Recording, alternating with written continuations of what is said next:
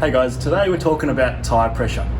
Quite a common thing that we're asked by a lot of people when they come in is, what tyre pressure do I run?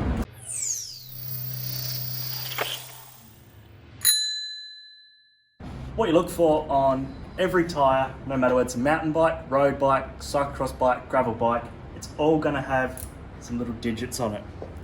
It'll all have your recommended pressures, and the one we're going to look for is PSI. Apologies for the dirty nails. And that's your desired pressure. You got your minimum at 50 psi and your max at 85 psi. So the other thing you then want to look for as well, if you need a tube, for example, is you then want to look for your tyre size. So this one is a 700 by 33C. So that's the size that we need for when you come in for a tube. The last thing you'll then look for is what kind of valve. So we usually ask a Presta or a Schrader or a car valve or French valve. This one here is a Presta valve or French valve. The other one, the wider one, is a car valve. Don't have a demonstration here, but back to tyre pressure. On your mountain bikes, generally if you're cruising along footpaths and roads, generally run about 40 psi. If you're hitting the trails, if you've got tubed, between 25 and 30 psi is that optimal tyre pressure, but of course if you run tubeless you can go a bit lower. For your hybrid bikes, about 60 psi is that prime pressure. For your cyclocross bikes, such as one like this, usually about that 70 to 80 psi is a good pressure. And for your road bikes, about 100 psi is that nice pressure that it's not too rigid and it's not too baggy either. Tyres. Quite often in Darwin you get a bit of rubber disease in your tyres. Usually you'll get the rubber disease before you actually wear out the tyre.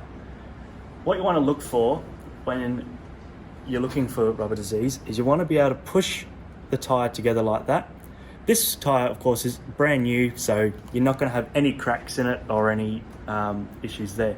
But if you have an older tyre, quite often you'll go to squeeze it and there'll be quite a lot of cracks or little fractures in it.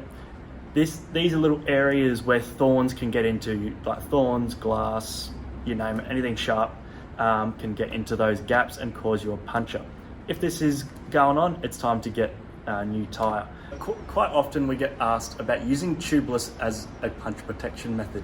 Yes, tubeless is great for if you're racing and you've got thorns and wanting to run lower pressures and stuff, but for your everyday, it's not quite what you want. It's a bit higher maintenance, a bit more to think about before you're going for every ride.